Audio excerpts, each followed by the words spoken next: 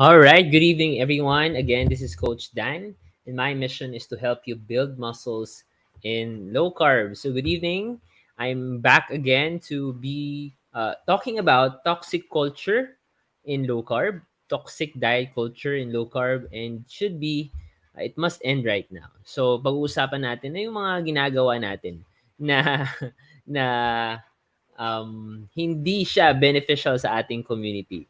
So tama yan, Madam, Ma'am Marites. All right? So before I start, I'd like to request to share this video and tag your friends so that we can help our friends, no? Kasi this is more of a mindset change.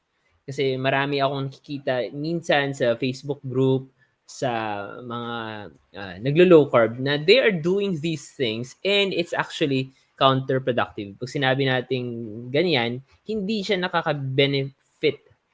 Instead that you are helping yourself or you're helping other people, it ang resulta niya is parang nati-turn off or nadi-discourage, and sometimes we're not aware we're also doing this. All right?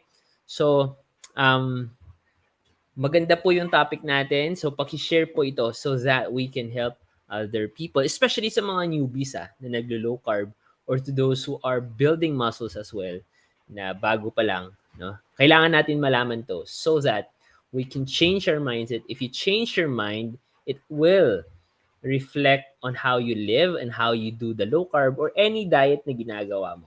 So, or any sa mga goals na ginagawa mo, it will really change the way you look at the goals.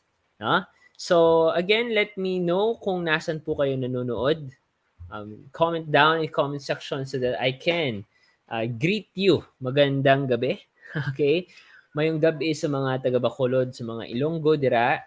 Mayong gabi sa mga kaibigan natin na a-attend ng National Low Carb Day. See you there on Sunday. I will be there. And I'm very excited to see you, no? Pag kilala niyo po ako, nakita niyo po ako, mag-say hi po kayo, tapos magpa-picture tayo. I'd love to have pictures with all of you, no? Hello po, Ma'am Amy from Japan. Konbawa. Genki des. Genki des. Hey, thank you, Miss Diane, for sharing the video. Thank you for sharing the message, no? Let me share also from my video, no? Hello, Ma'am Elsa from Davao. Mayong gabi. Tama ba yung Bisaya natin? Hello. Thank you for sharing the video, no? Yes. Kamusta? What is your dinner? Ano yung kinain mo before, or kumakain ka ba ngayon? What was your meal, no? Ano yung kailan nag-end yung yung feasting mo? So let me know in the comment section. Sige. Wow, ang daming shares. Sige, share natin. Yan. Sige. Genki des. Wow, Genki des. Watching from Batangas, si Ma'am Edeline. Lakas ng ulan dito. Yes, dito, umuulan dito. I hope you're safe there, mga ka-low carbers. I hope you're safe. Hello po, Ma'am Franz from Indonesia. How do Indonesians greet in, good evening? Hello, Ma'am V. Nice meeting you last time, no? Best regards from the Netherlands. Ang ganda ng place niya. Parang gandang pasyalan. Hello, Ma'am Rose. Yes, thank you for tagging your friend. Thank you for sharing the video. Thank you for helping us share the message and help others, no, become fit as well, no, or become healthy in low carb. So, thank you so much. If wala ka pa palang ebook, no, share mo lang yung video na to, then message me so that you can get my special ebook. So sa ebook na yon, if wala ka pa nun, it's a nutrition guide, especially sa protein, and meron siyang mga body body weight exercises. So this can really help you start ng inyong low carb muscle centric na Hello, Ma'am Selma. Kamusta kayo ni Sir? So, si Ma'am Selma is also working out with her husband. See you there sa Sunday. So, I hope continuous lang ating workout. Hello, para ako may kinain. Hello, Ma'am France. Salamat. Yan pala yung good evening sa Indonesia. Thank you. Mayroon naman ako nalamang bago. Alright, sige. So, we will be talking about toxic diet culture in low carb and it must end now. No? Especially sa mga, if bago ka pa lang sa low, ano pa yung nakain ko? Wait lang. Inom tayo ng tubig para akong mina.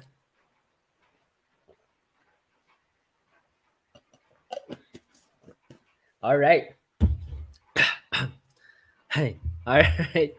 So, if bago ka pa lang sa low carb, kailangan mo itong malaman. And, if matagal ka na sa low carb, it's very also important that you help others, no? Now, pag nagpo-post kami ng mga testimonies, ito yung isa sa mga comment. Coach, gaano yung katagal na na-achieve yung ganyang goal? Ilang months mo na bago yung composition mo? Although it's okay to ask that, no? Although it's okay na malaman mo yung length, kung gaano siya katagal pumayat, gaano niya katagal nakuha yung body composition niya, yung muscles niya. Sometimes, you have to ask that na correct dapat yung mindset mo. That your mindset should, na long term to. Regardless, it's fat loss or muscle gain, you have to understand that it's a long game. It's a long process. So, okay lang magtanong. But, don't ever compare your results to others. No, kasi iba-iba tayo eh. Meron akong isang student na 74. Yung mindset niya, coach,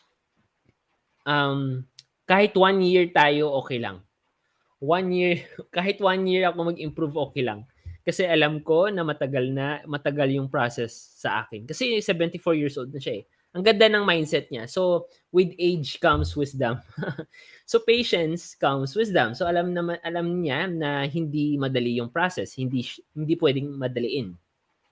Now, regardless of your age, you have to understand that it's going to be a different process for everybody. Kasi we have individual needs. Iba yung needs mo sa protein, iba yung needs mo sa calories, no? Iba rin yung level of ability mo when it comes to workout or whatever that is. We have individual needs. Ito pa yung isa sa mga mali, no? Kung ano yung kinakain ng mga influencers, it's okay to get inspiration, but you have to know. That's why I teach protein intake, how much, meron ako mga videos dyan, gaano karaming protein yung dapat mong kainin. I always repeat that. But, wag niyo pong sundin kung ano yung kinakain ng influencer. Ng mga low-carb influencer, low-carb doctors. What I mean, wag sundin yung amount. Kasi iba-iba tayo ng lifestyle, no? So, it's okay to get inspiration.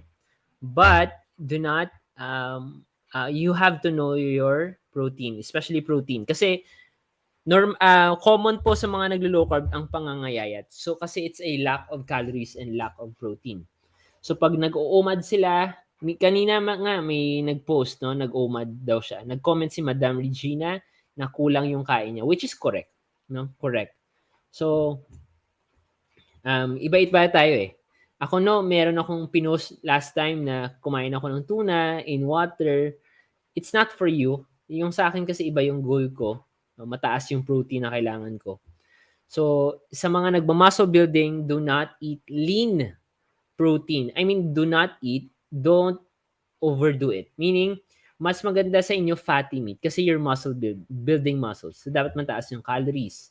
Yung lean proteins kasi, like boiled egg, chicken breast, it's mostly for those who are into cutting phase na. So, meaning nagpapapayat pa, no? So, kasi nakakaumay po yung boiled egg tsaka chicken breast. Correct? Would you agree? So, if I post something like that, ask yourself, is this what I need? Is this what my body needs? Alright? So, kailangan po, alam niyo po yung individual needs niyo. So, with regards to calories and protein, I've discussed on that. So, check my YouTube or my Facebook page. punta kayo sa video section, marami po akong na-lecture dyan about protein intake, kailan mag-take nito, gaano karami. I've done that several times. In my interviews with Dr. Iris, with Dr. Josephine Grisrojo, and other guesting, yan din yung sinasabi ko, paulit-ulit yan, so that malaman natin and we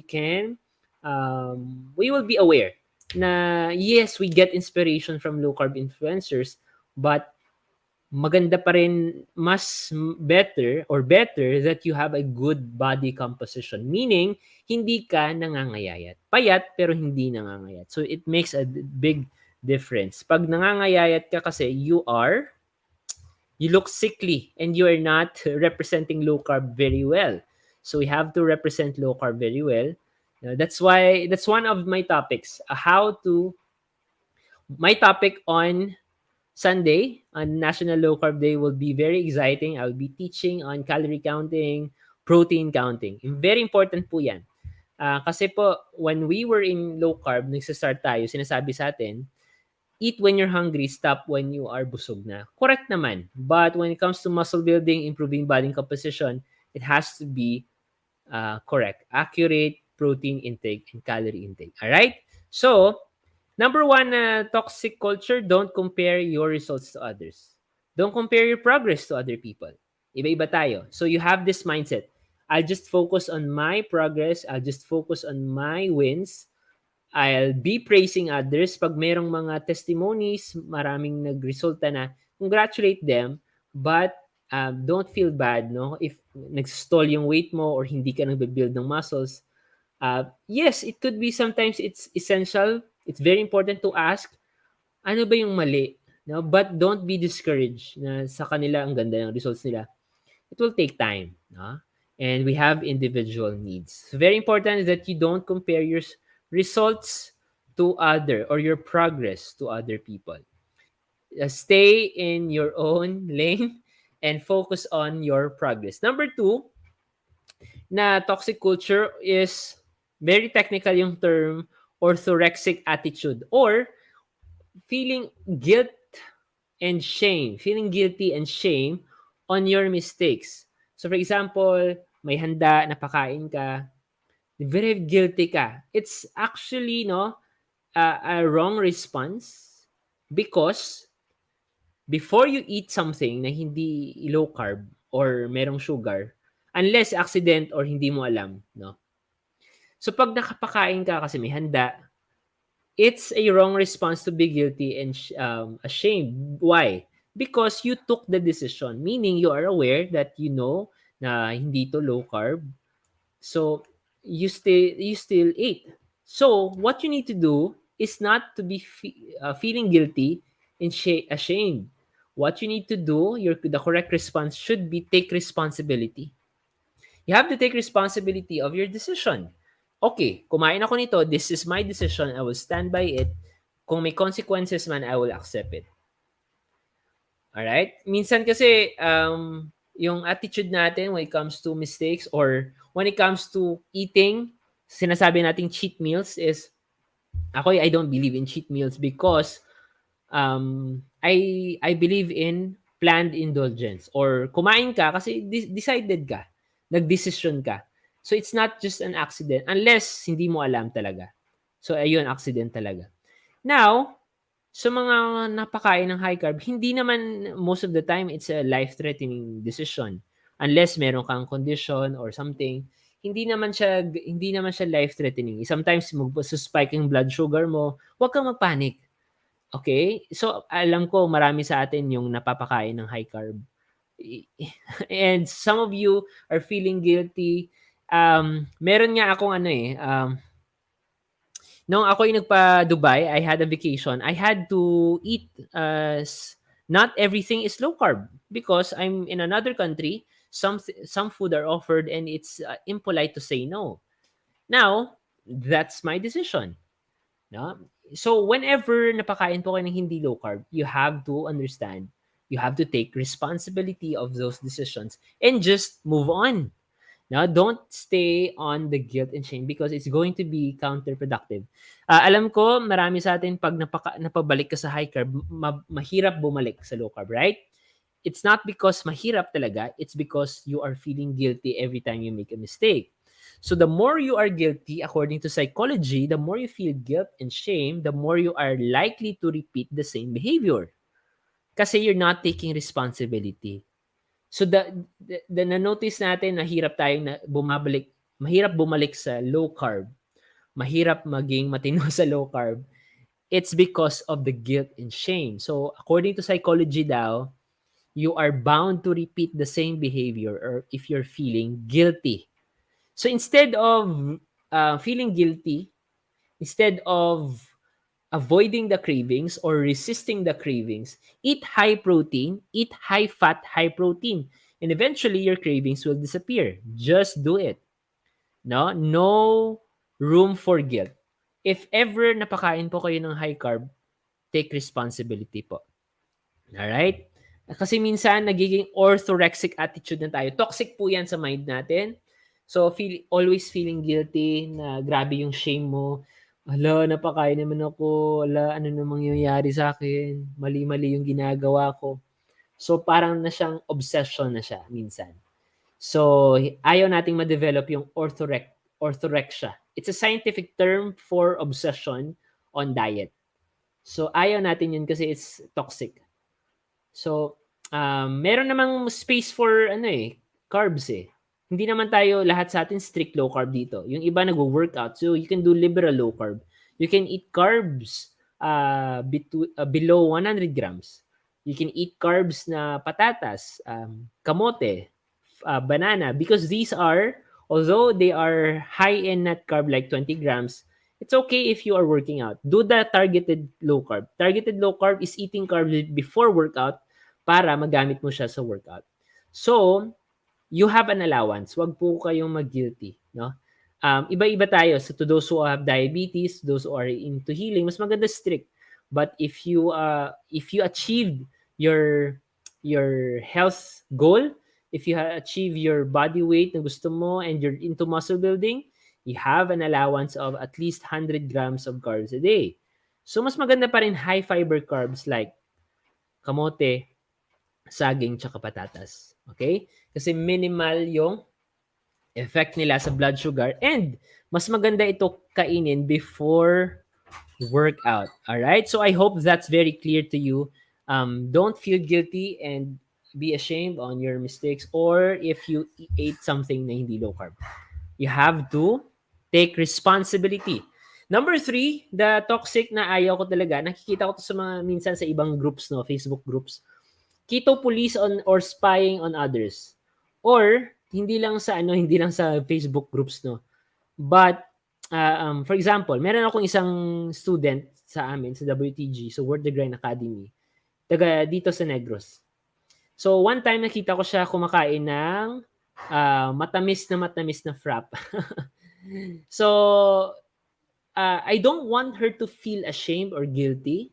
And ayoko na nagtatago sila sa akin. So, if there are instances where you can eat those type of food, no? Parang, sabi ko, I have to greet her. So, nilapitan ko siya, hello, kamusta? So, hindi ko siya sinabihan na, uy, bad yan, hindi yan pwede sa low carb. Hindi po. So, nung nakita niya ako, nag-guilty siya. Sabi ko, oh, no, don't, no. Kasi I know counterproductive siya. Sabi ko, okay lang yan, balik ka lang bukas ulit, ha? So sabi ko sa niya, okay lang yan, enjoy mo lang to today. So, kasi sa kanya ngayon, okay na yung blood sugars niya, okay na yung kanyang blood laboratory. So, ginawa niya yon, she has to take responsibility. Sabi ko, okay lang yan, right, today lang to. Tomorrow, balik ka lang. Don't ayokong feeling na akong low carb, no? So, very important po that now this is a good question. I'll answer this later, Ma'am Regita, no? Now, so keto police spying on others. All right, is my signal okay? Yes. Now, ito, hindi lang keto police, no, or spying on others. Minsan, pag may mga nagpo-post sa Facebook groups, mayroong mga, for example, may mali sa kanyang food na nagtanong siya, yung iba parang harsh mag-comment. So, I'll teach you how to comment or to give feedback. May tinatawag tayong sandwich method of giving feedback. Alright? So, pag sinabi nating sandwich method, positive comment, um, constructive criticism, then positive comment. So, yan po yung tinatawag na sandwich method. Magsabi ka ng maganda, give your criticism or your feedback, then sandwich another positive. End it with positive. Something positive. So, for example, may mali siya, mag-congrats ka muna. Oh, thank you for your courage for posting it here. Your food, no? Or maganda yung food mo, ah. Ang ganda ng food mo. Thank you for sharing. Kaya lang, ito yung need mo i-improve. Kunin mo to, kunin mo yan, out ito. But continue your progress. Yun po ang tamang pag-comment or giving feedback. Kasi we want to encourage, we don't want to discourage. Yung iba na di-discourage kasi parang harsh yung comment. So there's a better way of giving comment or feedback. No? So congratulate, think, or point something positive, then sandwich, yung criticism or feedback mo, ito yung need mo i-improve, out ito, hindi yung mali to, mali yan. Puro negative, no? So, kung ikaw, magiging defensive ka niyan or you will feel bad. Especially if newbie, if newbie. So, there's a better way. So, tinatawag nating sandwich method of giving feedback. Now, yung bakit toxic tong keto police? Because we all make mistakes and ayaw natin yung parang yung iba nagtatago because they think that you will be. Minsan nga no, if I am in a gathering of non-low carb practitioners, sinasabi nila, "Coach, okay lang ba 'to?" No, just eat what you want to eat. Hindi ka low carb. So, hindi ako namimilit. I don't even talk about low carb when there's gathering because they know that I'm into low carb. So, I just show. I don't tell them, "Hoy, mali yan. Mag-spike yung blood sugar mo." Unless they ask. They ask for advice. May tinatawag kasi tayong unsolicited advice. And it's impolite to tell them that, hala, yung blood sugar mo, although we have the right intention or good intention, it's wrong. It's unethical to tell them na mali yung kinakain nila. No? So, um, just show. Don't tell anything kasi it's impolite. Instead of inspiring them or attracting them to live a healthy life or to lower their carbohydrates, mati-turn off sila. Ay, ganun pala yung mga naglo-low carb. Parang expert na sila sa health. Ah, ah, parang ano sila alam na nila lahat eh.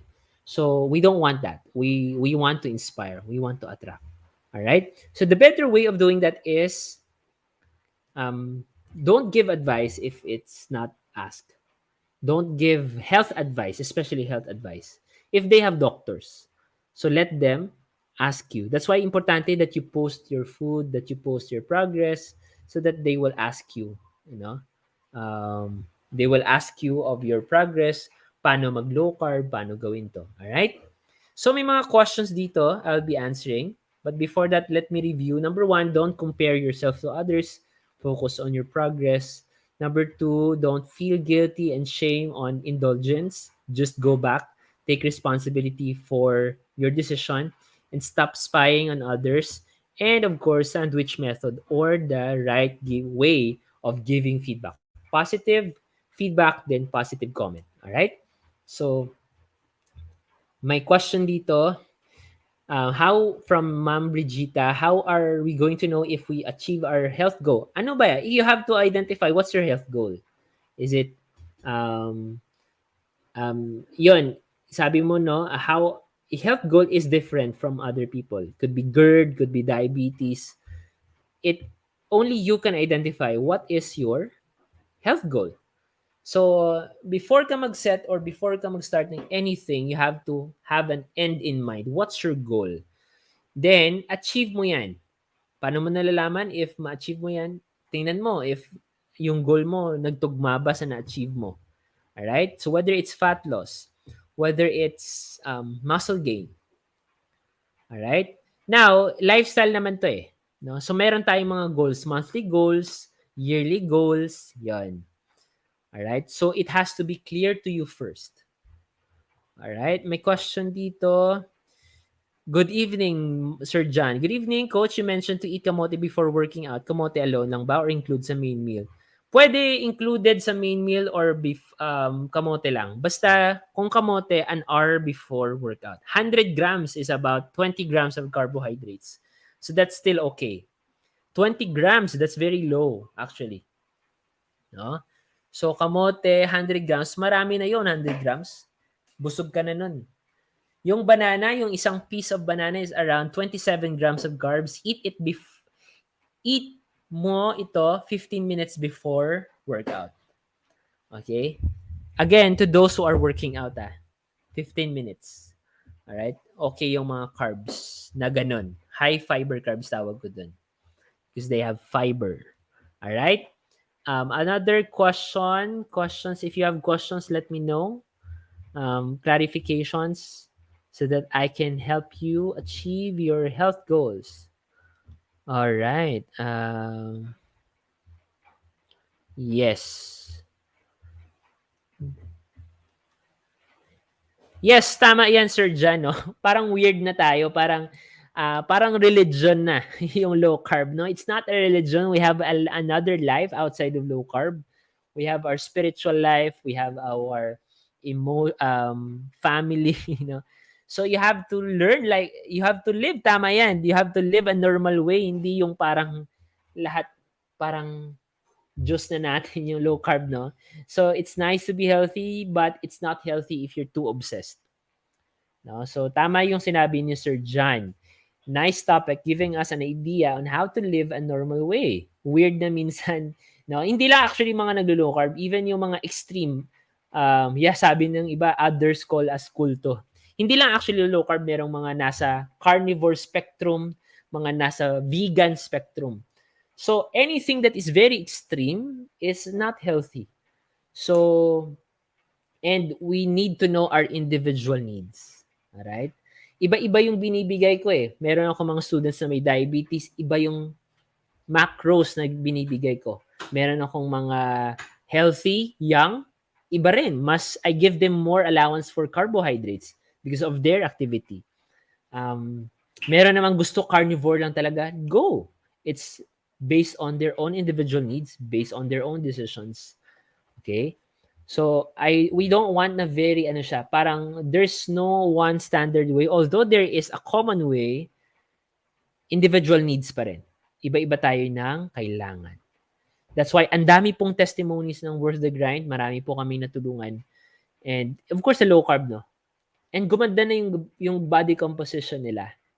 Okay? Because it is individualized. All right? If I could only share all the testimonies, no? But yeah, tama yung sinasabi mo, Sir John. We have to live a normal life. And sometimes normal life, it doesn't mean going back to the old life, but thinking na hindi lang low carb, no? Hindi lang tayo na bubuhay dito sa mundo. All right. So, another question, if you have questions, let me know. Yeah.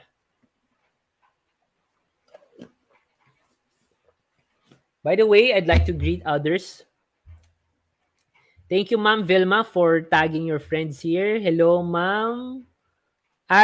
Mayong gabi. Ma'am Ari. Mayong gabi. Sino kaya to? Parang ako dito. Hello, Coach Dan. Hello, Ma'am Nene.